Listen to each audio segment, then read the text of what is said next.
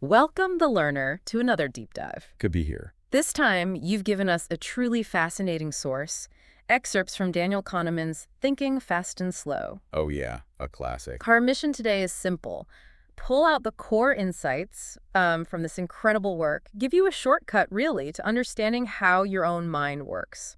You know, when you're making decisions. Yeah, exactly. Or after those real aha moments, those surprising facts that make you go, and practical knowledge you could actually use, all without getting bogged down in, overly academic stuff. Absolutely. Let's do it. Okay, let's dive in. It's fascinating because what Kahneman does so brilliantly is give us a new way to talk about our own thinking. A new vocabulary. Sort of, yeah. Think of it like this. The learner. A mechanic needs specific tools, specific names for car parts, right? To diagnose a problem. Sure, makes sense. Similarly, to understand the patterns in our judgments, we need a richer vocabulary than just saying, I had a gut feeling or it seemed right. Right, we need labels. Kahneman provides that vocabulary, Yeah. starting with the idea of biases, those systematic and predictable errors that our minds tend to make. Systematic. So not random mistakes. No, not random at all. Predictable. Recognizing these biases, having a label for them, that's the crucial first step.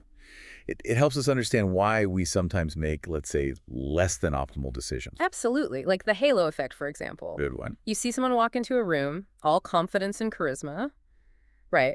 And you might automatically assume they're also super competent, intelligent. Even with no evidence. Exactly. But now having that label halo effect lets you pause and ask, okay, wait, am I being overly influenced by this person's confidence here? It's like a mental tool, to examine those snap judgments happening under the surface. Definitely. So in your work, the learner, think about performance reviews maybe. Oh, yeah. Are you sometimes rating someone higher across the board just because they nailed one key area? Guilty as charged, probably.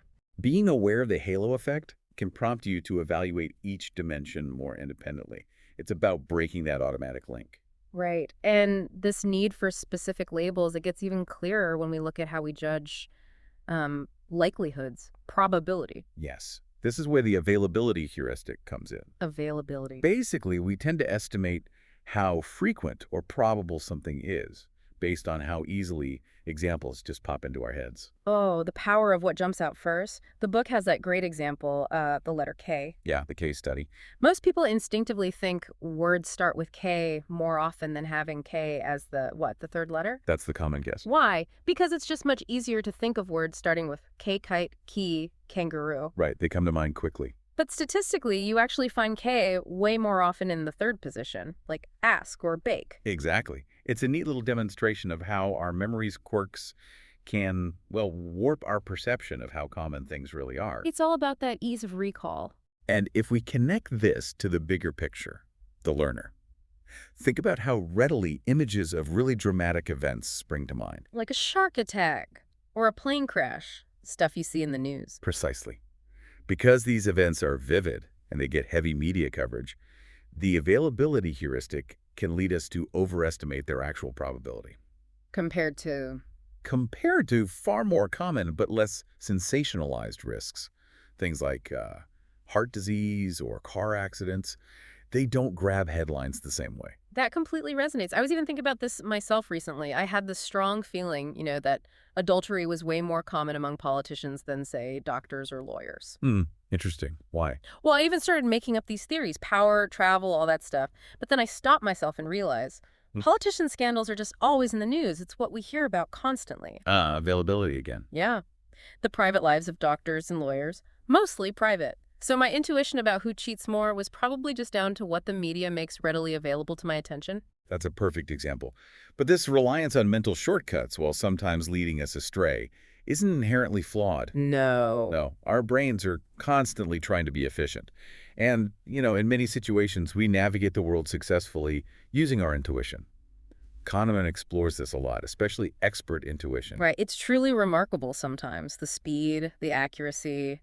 A chess grandmaster seeing a checkmate moves ahead, like instantly. Or an experienced doctor making a complex diagnosis after just a brief exam. Yeah.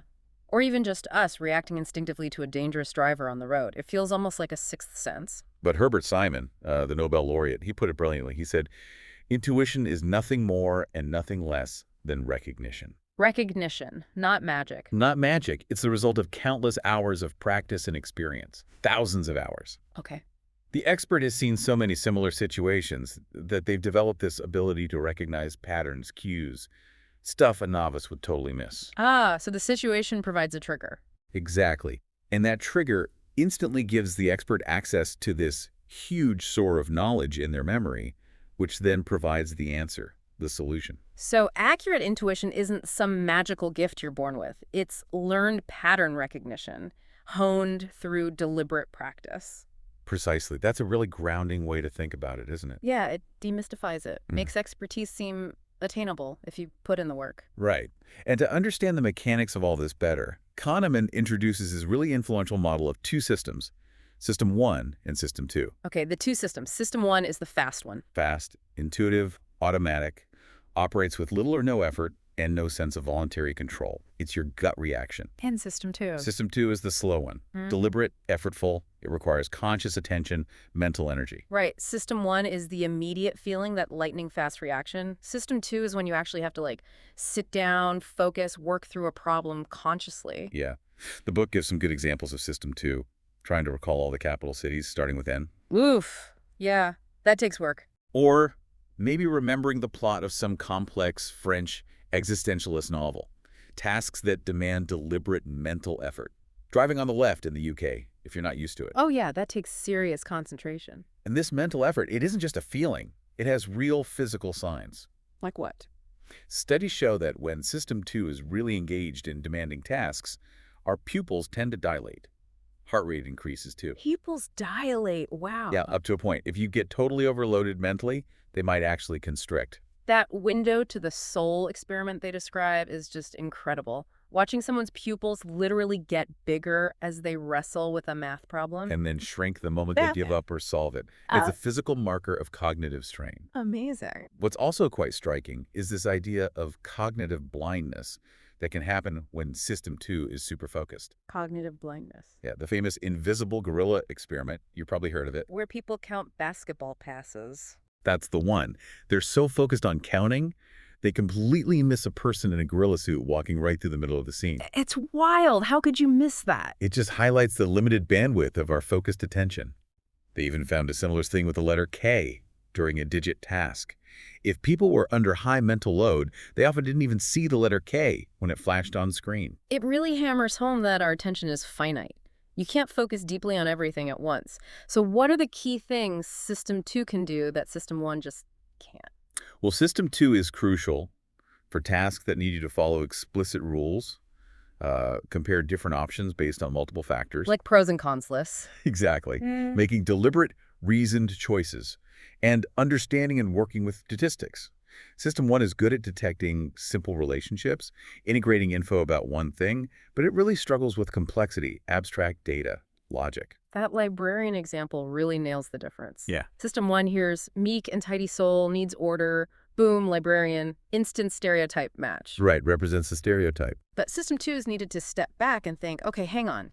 How many librarians are there actually compared to, say, teachers or office workers? Considering that base rate, that statistical probability. That takes effort. That's System 2 work. Combining the stereotype with the probability. Makes sense. And System 2 also lets us set up what Kahneman calls task sets. Task sets. We can consciously program our memory to override our usual habitual responses. Like if I asked you to count every single letter F on this page right now. Okay, yeah, I'd have to really concentrate. Not automatic at all. Exactly. It demands conscious effort to set that rule and then follow it. Psychologists call this ability executive control. Executive control. Sounds important. It is. It involves specific brain regions, especially the prefrontal cortex. That part of the brain is key for resolving conflict, managing attention, higher-level stuff. So it's like the brain's supervisor. Kind of, yeah. Making sure things run according to the plan, especially when your automatic impulse clashes with your goal. But it sounds like this supervisor, System 2, is maybe a bit lazy or reluctant to work too hard. The law of least effort. Precisely. Our brains are fundamentally wired to conserve energy. We naturally drift towards the easiest path when we're tackling something. We avoid hard thinking if we can. We do. We break down complex problems, rely on memory, use tools. anything to avoid sustained mental exertion. Hmm. Think about just walking while trying to think through something complex. Okay. If you start walking much faster, what happens to your thinking? It gets harder, muddled. Right, because you're drawing on the same limited pool of attention for both walking fast and thinking hard. That makes perfect sense. I've definitely felt my thoughts just go fuzzy when I'm rushing physically. And the book even mentions how simply keeping a train of thought going requires self-control. Really? Yeah, and how common distractions like constantly checking email can actually be a sign of our urge to escape that effortful thinking. Our brain is always looking for the mental equivalent of coasting downhill. Huh. I like that. Coasting downhill mentally. And this tendency towards saving mental energy ties right into ego depletion. Fascinating research by Roy Baumeister. Ego depletion sounds draining. It is. His work suggests that all kinds of voluntary effort, cognitive work, controlling emotions, physical willpower, they all seem to draw from one shared, limited pool of mental energy. Like a single battery for self-control. Pretty much, yeah. So if you just use a lot of self-control in one You'll area... have less left for the next thing. Exactly. The examples in the book are quite telling. Suppressing your emotions in one task can actually reduce your physical stamina later on. Wow. Or resisting tempting food, like cookies, can make you perform worse on a totally unrelated cognitive test afterwards. So our willpower is like a muscle. It gets tired. That's a great analogy. It gets fatigued with use. Okay. And this limited resource idea helps explain why people sometimes fail at seemingly easy problems. Kahneman suggests it's often not about ability, but lack of motivation to engage System 2. He calls it intellectual sloth. Ouch. Intellectual sloth. We're often too quick to just accept the first plausible answer that pops into our head, without putting in the mental effort to really check it with System 2. That definitely rings true. We've all had those moments, looking back at a mistake and thinking, why didn't I just think a bit more? It's that temptation to take the cognitive shortcut. And the book contrasts this with engaged thinkers. Engaged thinkers. People who are more alert, more intellectually active, naturally skeptical of their first gut feelings. Keith Stanovich calls this tendency toward careful thinking rationality. So some people are just naturally more likely to use System 2. It seems so. And Shane Frederick's cognitive reflection test, the CRT, is a really clever way to spot this tendency towards impulsive System 1 thinking. Ah, the CRT, those tricky little questions. Exactly. They seem simple, but each one has this compelling, intuitive, but wrong answer. Right, like the bat and ball problem. Costs $1.10 total. The bat is $1 more than the ball. How much is the ball? And the immediate answer that jumps out is 10 cents. But it's wrong. It's 5 cents. Precisely. The CRT acts like a litmus test, separating those who grab the first idea from those who pause and engage System 2. It's amazing how many smart people get those wrong. And apparently low CRT scores tend to be more impulsive. Yeah, more impatient, want immediate gratification. They're even more likely to pay extra for faster shipping on a book. Wow. It really shows how these two systems have different personalities almost. That's a good way to put it. And the sheer speed and interconnectedness of our thoughts, that's illuminated by associative activation. Associative activation. Think about a weird phrase like bananas vomiting. Okay, weird. Even though it's unusual, unlikely, it almost instantly triggers a whole cascade of related ideas, memories, maybe even a quick feeling of, like, mild disgust. Yeah, it does. Bananas, yellow, peel, sick. Oh. It all connects. And it happens super fast. Automatically. No effort. That's System 1 just building this coherent web of associations, like a spider web in your brain. Touch one point bananas, and the vibrations spread instantly to connected points. Yellow, fruit, peel, or even vomiting in this case. It's like one idea pulls an invisible string and a whole network lights up. Exactly. And the really mind-bending part is that this whole process often happens completely outside our conscious awareness. We think we know why we think what we think. But there's this whole hidden world of associations constantly bubbling away beneath the surface. Wow. And this leads us to the marvels of priming. Priming. The book explains how just subtle exposure to a word or an idea can temporarily make related concepts more accessible in our minds, easier to retrieve. Like the example, if you see the word eat. Right. Then you're more likely to complete the word fragment, S-O-P, as S-O-U-P. Instead of soap. Exactly. It's subtle, but it's a surprisingly powerful nudge on our thoughts, judgments, even our actions. So our brains are constantly getting these little unconscious pushes from primes without us even noticing. Pretty much. And all this contributes to our feeling of cognitive ease or cognitive strain. Ease versus strain. That underlying sense of how smoothly or how effortfully our thinking is going. Cognitive ease feels familiar, smooth, predictable. Like things are going well. Right. Cognitive strain signals a problem, something unexpected, unfamiliar. It tells us system 2 needs to get involved. And this feeling, ease or strain, it actually influences our judgments. Oh, absolutely. It's not just a side effect. It actively shapes how we decide things. And this can lead to some interesting cognitive illusions, right? Especially with familiarity and truth. Yes. The book talks about how just feeling familiar with something can make us think it's true. Like that David Stenbill example, a made-up name. That, just through being repeated, starts to feel familiar. Yeah. And then people start rating him as potentially famous. Just because the name rings a bell, even if vaguely. It vividly shows how that feeling of, I've seen this before, can create this illusion of being well-known or important or even true. So anything that makes our associative machine run smoothly can bias our beliefs. Exactly. Repetition is incredibly effective at this. Repeating a false statement, even just part of it, makes it start to feel true over time. Scary. If we don't remember the source, or if it doesn't obviously clash with what we already know, we tend to just rely on that feeling of cognitive ease as a shortcut for truth. It's a bit unsettling how easily that feeling can be manipulated.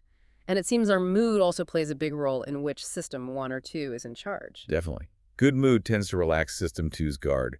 We rely more on System 1 intuition, creativity, also more gullibility, more logical errors. Right. System 2 isn't double-checking as much. And a bad mood. A bad mood often does the opposite.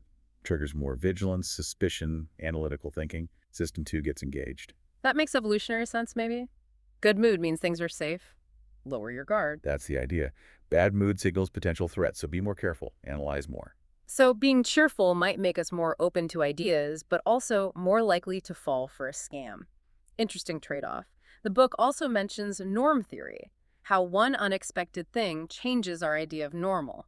Right, that diner example. The first person tastes the soup and visibly winces. Suddenly, it doesn't seem so weird if the next person winces too. Exactly. Our baseline expectation of normal soup reaction gets recalibrated instantly by that first surprise. Our minds really want to find patterns, causes, even where maybe there aren't any.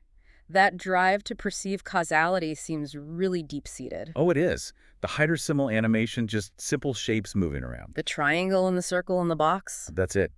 We can't help but see them as having intentions, emotions. We build a whole story around them, chasing, bullying, helping. Even though they're just geometric shapes. And this happens automatically, even in babies. Suggests we're basically born wanting to attribute agency, find causes. We're storytelling machines hardwired to find meaning. And speaking of belief, the book talks about Daniel Gilbert's idea that belief is maybe the default. System 1 just believes. And unbelieving, doubting, that takes effort. That's a System 2 job. The experiment with the nonsense statements like a dinka is a flame, followed by true or false, when people's System 2 was busy with another task. They tended to end up believing the nonsense. Exactly.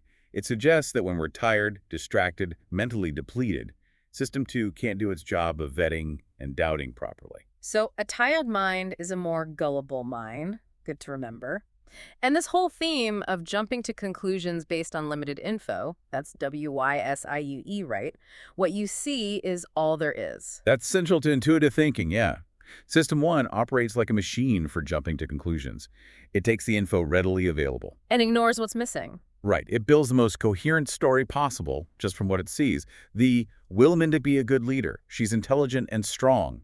Example. If you're intelligent and strong and immediately think, yes, good leader. Without even stopping to consider what other traits she might have, good or bad, that we don't know about. WYSIA. That legal scenario, too, David Thornton at Thrifty Drug. You hear one side of the story. And it sounds completely convincing, believable, plausible. Until you hear the other side, the missing information. Our intuition is just shaped by the limited picture we have right then. Exactly. And System 1 is constantly making these basic assessments in the background. Similarity, causality, availability. And without us even asking it to. Often, yeah. And these easy assessments can then get substituted for harder questions. That's the root of many heuristics. And the mental shotgun idea. Answering one question triggers answers to others we didn't ask. Right. An intention from System 2, like, is this company financially sound? might trigger System 1 to also assess how much you like the CEO or how impressive their headquarters looks, Yeah. stuff that wasn't part of the original question. It just fires off related assessments automatically, and we can somehow translate values across dimensions, like judging if Sam is as tall as he is intelligent. Yeah, it's another one of those seemingly effortless System 1 abilities. Oh, Intensity matching, they call it. wow. And judging competence from faces, even though it doesn't predict actual competence. Todorow's research, yeah. We judge people with certain features, like a strong chin, a slight, confident smile as more competent. Seems to be a built-in bias, maybe linked to how we assess potential leaders or threats quickly. Fascinating. And System 1 is good at getting the gist of a set, like the average line length. Effortlessly grasps the prototype, the norm, without needing System 2 to counter-calculate. And the effect heuristic, letting our feelings guide our beliefs. Huge one. Paul Slovik's work. Basically, if we like something, we tend to believe its benefits are high and its risks are low, and vice versa if we dislike it. Our emotions color our factual judgments. That feels very true to life. Now, the book also talks about mistakes we make with stats, the law of small numbers. Ah, yes. Our really strong but wrong intuition that small samples must closely resemble the population they're drawn from. Like the kidney cancer example, seeing high rates in certain rural Republican counties. And immediately jumping to find a cause. Is it the rural lifestyle, something specific to those voters? When When really, with small populations, you just expect more random fluctuation. Some counties will have unusually high rates, some unusually low, just by chance. It's statistical noise, not necessarily a deep cause. But we hate randomness. We want a story. Exactly. Even researchers have to constantly fight this belief in the law of small numbers, reminding themselves not to overinterpret results from small studies. It's so tempting to see patterns, especially causal ones. And that makes it hard to grasp pure chance, right? Like the baby gender sequence example. Yeah, GGGG feels less random than GBGBG, even though if the births are independent, both sequences are equally likely over a short run. We expect too much alternation. And the hot hand in basketball. A classic example. Players, fans, coaches. They all believe in streaks, that a player gets hot. But the research. The research shows it's mostly just random fluctuation around their average shooting percentage. We see patterns in randomness again. And we do this elsewhere too, Yeah. like with investment. Oh, definitely. Judging an investment advisor on a short streak of success, or a CEO based on a couple of good quarters. We often attribute skill to what might just be luck or regression. Speaking of which, anchoring. The power of suggestion. Huge effect. Considering any particular value for something unknown influences your final estimate. Even a totally random number, like from a Wheel of Fortune. Yep. The experiment asking people if the percentage of African nations in the UN was higher or lower than the number spun on a wheel. Their final estimate was massively pulled towards that random anchor number. Incredible. And it works with house prices too. Asking price sets an anchor. Absolutely. Or Gandhi's age. Asking if he died before or after age 9 versus before or after age 140 gives you vastly different average estimates of his actual age at death. Any number you're asked to consider can become an anchor. How does it work? Is it conscious? Often not. Kahneman explains it partly as a priming effect. The anchor selectively makes compatible information come to mind more easily. If I anchor you high, thoughts consistent with a high number become more accessible. So it subtly shifts your thinking towards the anchor. Exactly. It's a really pervasive bias. And this anchoring plus availability, it affects how we see risks, right? Yes, definitely. Public perception of risk is often driven by availability, how easily examples come to mind rather than actual statistics. We worry more about plane crashes or shark attacks. Diabetes or strokes, even though the latter kill vastly more people. The vivid, media-friendly risks feel more probable. And these availability cascades can happen, where fear and media build on each other. Yeah, a relatively minor event gets amplified, leading to widespread public concern, political action, sometimes way out of proportion to the actual risk. Can that ever be good? Potentially. While sometimes inefficient, these cascades can raise awareness about real issues in the long run, even if the initial reaction is overblown. Okay. Now, another big heuristic. Representativeness. Yeah. Judging by similarity. Right. How much does X resemble the stereotype of category Y? We judge the probability based on that resemblance. Like the Tom W. example, reading his personality sketch. And then guessing his graduate major based on how well the sketch fits the stereotype of, say, an engineering student versus a humanities student. And we ignore. We often completely ignore the base rates. Yeah. How many students are actually in each of those fields to begin with? Representativeness trumps statistics. And this base rate neglect is pretty common. Very. Even when people know the base rates are relevant, like in the frowning experiment, they often only use that knowledge if they really focus and exert effort. System 2 has to kick in. The cab driver problem illustrates this too, right? Blue versus green cabs. Perfect example. You have the base rate, say, 85% green cabs, 15% blue. Then you get an eyewitness who says they saw a blue cab, but the witness isn't perfectly reliable. What do most people do? They tend to focus heavily on the eyewitness, the specific case information, and largely ignore the 85-15 base rate, even though statistically it's hugely important. Unless you frame the stats differently, like causal facts about accidents. Exactly. If you frame the base rate as having a causal link, like green cabs are involved in 85% of accidents, people pay much more attention to it. System 1 likes causal stories. Fascinating. And then there's the famous Linda problem. Linda, the bank teller. Described as bright, concerned with social justice, participated in anti-nuclear demos. Then you ask, is it more probable she's A, a bank teller, or B, a bank teller active in the feminist movement? And overwhelmingly, people choose B. Even though logically B is a subset of A. You can't be a feminist bank teller without also being a bank teller. It violates basic probability logic, the conjunction fallacy. Why do we do it? Representativeness again. The description of Linda sounds much more like a feminist bank teller stereotype than just a bank teller stereotype. Intuition overrides logic. And people don't even seem bothered when the error is pointed out. Often not. It highlights that deep conflict between System 1's intuitive appeal and System 2's logical rules. Wow. Okay, moving on to something counterintuitive. Regression to the mean. Yes. Often misunderstood. The flight instructor example is great. Praising a great landing seems to lead to a worse one next time. And yelling after a bad landing seems to lead to improvement. Right. So the instructor concludes, praise is bad, punishment is good. But that's wrong. Usually, yes. Yeah. It's often just regression. An unusually good performance is likely, just by chance, to be followed by one closer to the pilot's average. And an unusually bad one is also likely to be followed by one closer to average. So the change would likely have happened anyway, regardless of the praise or yelling. Exactly. Performance naturally fluctuates around an average. Extreme scores tend to move back towards the middle on the next try, like a golfer shooting way below par one day. Is likely to shoot closer to their average the next day, and vice versa for someone who had a terrible round. Correct. It's a statistical tendency, not necessarily caused by anything specific you did in between. That's a hard one to internalize. We want causal stories. We do. And regression is closely tied to correlation. If two measures aren't perfectly correlated, which they rarely are, Like skill on day 1 versus skill on day 2. then you'll see regression to the mean. The correlation coefficient measures how much they share. The lower the correlation, the more regression you'll see. So our intuitive predictions, like guessing Julie the early reader's college GPA, Tend to be non-regressive. We take the early reading ability and project it straight forward, predicting an equally exceptional GPA. which is likely an overestimate. Probably. A corrected prediction would account for regression, pulling that prediction closer to the average college GPA. It would be less extreme and likely more accurate. But less satisfying, maybe.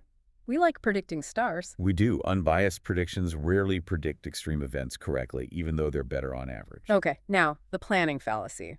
Our tendency to be wildly optimistic about projects. Oh, yes, a huge one. We consistently underestimate the time, the costs, the risks, and overestimate the benefits. The anecdote about the curriculum writing team. Hilarious and sobering. They were experts writing a textbook. They estimated maybe 2 years. But then they asked someone who knew about similar projects. And he said something like 40% never finish, and those that do take 7 to 10 years. And did hearing that change their estimate? Not really. They still felt their project was different, somehow immune. Classic planning fallacy. They ignored the base rate, the outside view, Why do we do this? Just optimism. partly that.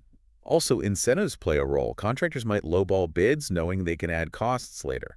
Decision makers might approve overly optimistic plans just to get them started. So what's the fix? Get that outside view. Look at the data from similar past projects. Bent Fliffjerg calls it reference class forecasting. Use the distributional information, not just your own optimistic inside view. It connects to a broader optimistic bias, doesn't it? Seeing the world, ourselves, our goals as better than they are. Absolutely. We tend to think we're better than average drivers. Our risks are lower than others. Our goals more achievable. A degree of optimism helps, but too much leads to bad planning. Okay, let's shift gears. Bernoulli's theory and its flaws. Reference points. Right. Bernoulli's big idea was about the utility of wealth, basically, that the value or happiness you get from money increases, but at a diminishing rate. More money is good, but the 10th million adds less happiness than the first. Seems reasonable. What's the flaw? The huge flaw is that it ignores the reference point. It only considers the absolute level of wealth, but we don't experience life in absolute terms. We experience changes, Yeah. gains and losses. Exactly. Relative to our current situation, our status quo, that reference point is critical. Being given $1,000 and then choosing between a sure $500 or a 50-50 chance at another $1,000 feels different than starting with $2,000 and choosing between losing a sure $500 or a 50-50 chance of losing $1,000. Even though the final outcomes are the same, $1,500 for sure, or a 50-50 shot at $1,000 or $2,000. Right. Utility theory struggles with that because it ignores the starting point. Hmm. Our feelings about gains and losses aren't just derived from our final wealth state. And this leads straight to loss aversion. Yes, the big one. The pain of a loss is psychologically much more powerful, maybe twice as powerful, as the pleasure of an equivalent gain. Losing $100 hurts more than gaining $100 feels good. That's the core idea. The hedonic twins example, Albert and Ben, considering job switches with different mixes of gains and losses, shows how loss aversion pushes us toward the status quo. We fear the potential losses more than we value the potential gains. And the mug study, the endowment effect. Classic demo. People who were given a mug demanded significantly more money to sell it than people who didn't have a mug were willing to pay to buy one. Just owning it makes it feel more valuable. Yes, it becomes part of your endowment, and giving it up feels like a loss. Though experience can reduce this experience effect, traders don't show the endowment effect as strongly for goods they trade routinely. And the poor think like traders, because every choice feels like giving something up. That's an interesting point Kahneman makes. When money is extremely tight, every purchase means foregoing something else essential, making the loss aspect very salient. Does culture matter? Seems to. Some studies found weaker endowment effects in the UK compared to the US. Interesting. And loss aversion explains weird behaviors, like the taxi drivers. Yeah, setting a daily income target. On a slow day, they might work longer hours to avoid the loss of not hitting the target. On a busy day, they might quit early once they hit the target, even though they could easily make more. Doesn't make strict economic sense. Nope. But it makes psychological sense if avoiding losses is the main driver. Same with golf. The pain of a bogey, loss against par, is stronger than the pleasure of a birdie, gain against par. Pros are actually more careful putting for par than for birdie. Wow. And framing effects. How you word things changes choices. Hugely important. Logically identical information presented differently can lead to opposite choices. The surgery example, 90% survival rate versus 10% mortality rate. Same outcome. But framing it as survival sounds way better. People are much more likely to choose the surgery when presented with a positive survival frame. Even doctors. Even doctors can be swayed by the frame. And brain imaging confirms the lose frame triggers more negative emotional responses than the equivalent keep frame. And we usually just accept the frame we're given. We often do. Reframing takes effort. System 2 again. So we passively accept the wording, often unaware of how it's nudging our preference. Big implications for policy, like organ donation. Massive. Opt-out systems, where you're assumed to be a donor unless you explicitly say no, have vastly higher donation rates than opt-in systems where you have to actively sign up. Just changing the default frame makes a huge difference. Okay, finally. The two selves. Experiencing self versus remembering self. Crucial distinction. The experiencing self lives in the present moment. It's what feels pleasure or pain right now. And the remembering self. That's the one that looks back, evaluates experiences, tells the story of our lives.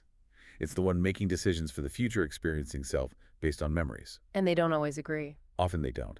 The painful colonoscopy example is stark. Patient A had a shorter procedure, less total pain overall. Patient B had a longer one, but the pain level decreased significantly at the very end. Who remembered it as worse? Patient A. Because the remembering self gives huge weight to two things: the peak moment of intensity, good or bad, and the end of the experience. It pretty much ignores the duration. Teak end rule. So patient B's less painful ending dominated the memory, even though they suffered for longer overall. Exactly. It's weird. The remembering self seems to average the peak and the end, rather than summing up the total experience. Like, the less is more effect with the broken dishes adding mildly bad experiences can actually make the overall memory better if the end is improved. That leads to that thought experiment, amnesic vacations. Right. Would you choose a fantastic vacation if you knew you'd have absolutely no memory of it afterwards? Hmm, tough one. Enjoyment now versus memories later.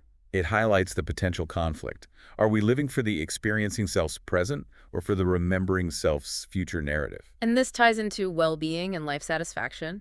Yeah. Research suggests income, for example, strongly affects life satisfaction, Mm-hmm. your overall evaluation of your life. But its effect on experienced well-being, moment-to-moment happiness, plateaus once basic needs are met. So more money keeps making you think your life is better, but doesn't necessarily make you feel happier day to day beyond a certain point. Roughly, yes. Things like commuting, socializing, chronic pain, Yeah. those impact experienced well-being more directly. And the U-index tries to measure the proportion of time spent in an unpleasant state. And goals matter for life satisfaction. Hugely, especially achieving goals you set for yourself, like financial ones. That boosts your overall evaluation. And the focusing illusion. Whatever we focus on seems super important for happiness. Yeah. Thinking about climate makes people overestimate the happiness difference between living in California versus the Midwest. When you focus on any single factor, you tend to exaggerate its importance to overall well-being. So experiencing self, remembering self, neither tells the whole story of happiness. Seems like we need a hybrid view. Both matter. It's complex. Okay, wow, that was a lot. Let's try to wrap this up. So, in essence, the learner, this dive into Kahneman's work, has really opened up the hood on our thinking, hasn't it? Definitely. We've seen the two systems, fast and slow.